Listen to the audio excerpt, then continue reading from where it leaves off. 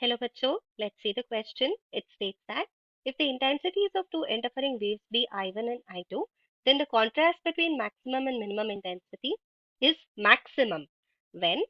So इस question में हमें बात करना चाहिए हमारा इंटेंसिटी पैटर्न के बारे में, इंटेंसिटी ऑफ रिजल्टेंट वेव के बारे में. सो इंटेंसिटी इन इंटरफेरेंस.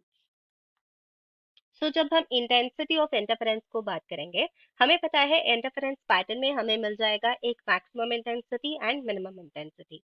सो जो भी रिजल्टेंट इंटेंसिटी है, रिजल्टेंट इंटेंसिटी को हम लिख सकते हैं I1 plus I2 plus 2 root I1 root I2 cos phi.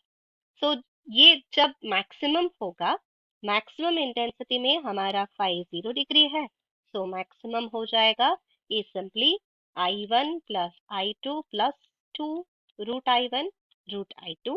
And minimum intensity होगा जब फेज डिफरेंस 180 डिग्री है दोनों वेव्स के बीच में, सो ये मिनिमम हो जाएगा.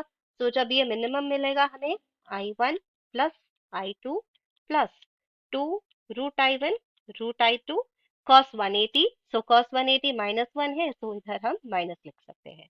सो इससे हम लिख सकते हैं फर्दर मैक्सिमम इंटेंसिटी क्या होगा.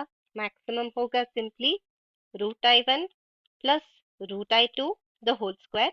क्योंकि इस फॉर्मेट में है कि a square plus b square plus 2ab, इधर है a square plus b square minus 2ab. So a होगा हमारा I minimum which is equal to root I1 subtracted with root I2 the whole square. So अभी हमें question में पूछ रहा है the contrast between maximum and minimum intensity is maximum. So contrast between maximum and minimum is maximum.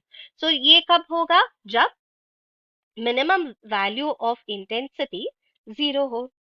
So when can minimum intensity be 0? So contrast maximum होगा is maximum at minimum intensity. So minimum intensity 0 होना चाहिए, तो that means I1 should be equal to I2. So when I1 is equal to I2, हमारा contrast between maximum and minimum intensity होगा maximum. यानी कि root I1 plus root I2 the whole square हो जाएगा I1 equal to I2, so root I1 plus root I1 the whole square, ये हो जाएगा maximum contrast equal to 4I. So हमारा correct option होगा option C. I hope you will understand. All the best. Thank you.